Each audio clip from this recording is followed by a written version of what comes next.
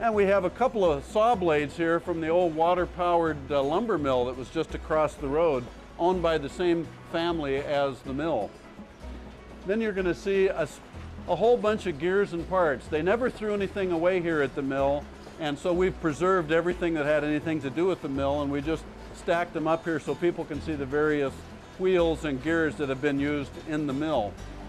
You hear and see some activity from our turbine going on right here. At the top of this shaft here, you can see the bottom of the actual millstone up there. The bottom stone is called the nether stone, and it does not move. The upper stone, called the runner, does the moving, and our flour comes right down this wooden shaft into our elevator. This is the boot of the elevator, and the elevator brings the flour back up to the second floor and then down into the milling room into a shaker, so our final product comes out there through a series of screens. We put a little window on this so we could show you just what these elevators look like when they're operating. This one no longer is in use, but we have elevators like this throughout the mill that we use to transfer grain from one bin to another. Well, here we are in the milling room itself. This is where the actual flour is produced. You can see flour coming out of the mill right now into our bags. But let me show you where it starts. Over here is the millstones that we talked about a little earlier.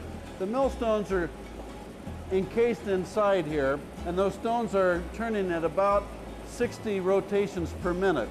We have Montana hard red wheat in our hopper here, and that hard red wheat is stored upstairs.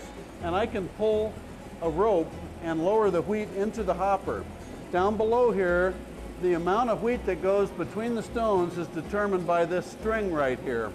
And we can set this string for depending upon what we're grinding and how much we want to go in.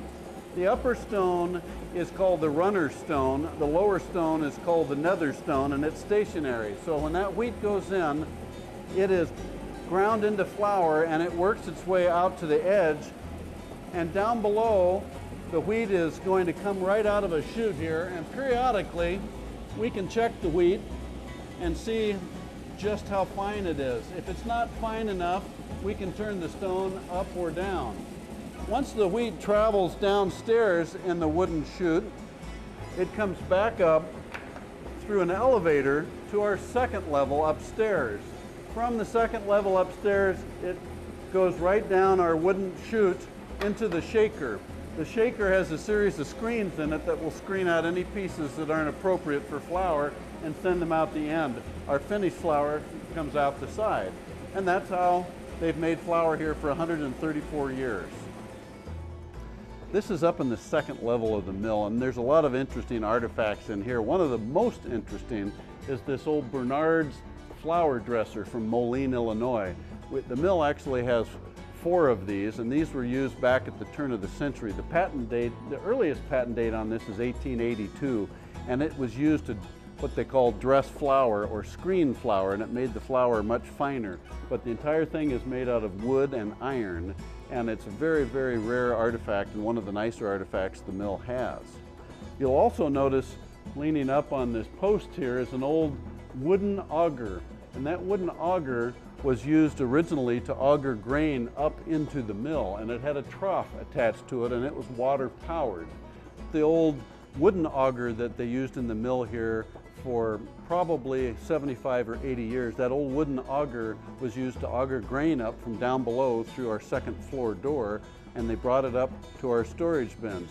Nowadays, we still use the same door from 1872, but we use a more modern auger that's made out of metal.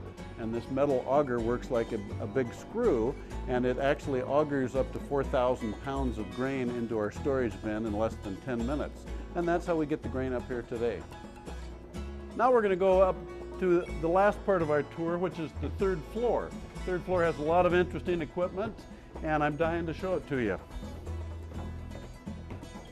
Here we are up on the third floor, and there's some interesting things to point out to you. When they built the mill in 1872, these timbers were erected and put together with wooden pegs.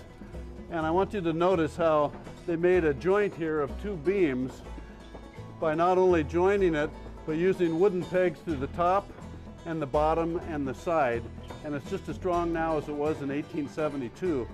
You'll also notice another one of our familiar wooden pegs here. But these joints were put throughout the upper floor of the mill, all with the hand-hewn timbers, and this was all built before they put the roof on or the siding on. So they were up here dangling 75 feet in the air when they put these things together. You'll notice these wheels and gears turn in along with the belts. These belts actually come all the way up from the basement level, 75 feet high, and they're operating other pieces of equipment throughout the mill. In the early days, they had scalpers and they had flower dressers, etc. being used. Right now, we're using it to operate our elevators. But all of this is water power. Now let's talk a little bit about our country store, where there's a great selection of a lot of great stuff to look at. One thing you're going to notice when you walk into the store is we have an old-fashioned tin ceiling, and in the wintertime the whole store is heated with our potbelly stove. We have lots of down-home foods to take home with you, or we're happy to ship them to you. We are especially proud of our award-winning pancake and waffle mixes. We stock everything that's in our catalog. If you would like a catalog, just give me a call or drop me an email and I'll be happy to ship you one. Welcome to the Butte Creek Mill Antique Store. This building was built in 1895 as the Ladino Cheese Factory, and when I found the mill, I made a deal with my wife that I'd sell some of my antique collection if she'd let me buy the mill. So come on in and let me show you around. So as you can see, I've got a lot of stuff around here. This is stuff I've accumulated over 45 years. I brought 15 truckloads of antiques down from Portland, and I try to cover all the gamuts. I have everything from unusual tobacco cutters to antique toys to Indian baskets and glassware, and I'd love to have you come down and take a look, and you might surprise yourself and find something you need. The Butte Creek Mill truly is a national treasure. It was placed on the National Register of Historic Places in 1976, and I've just given you a sampling of some of the nooks and crannies of the mill and the old cheese factory antique store. I'd love to have you come and visit sometime so we can show you some more details, take a walk down the creek side, watch the salmon spawning in the fall, but come and visit. We're just right off of I-5 in Eagle Point, Oregon.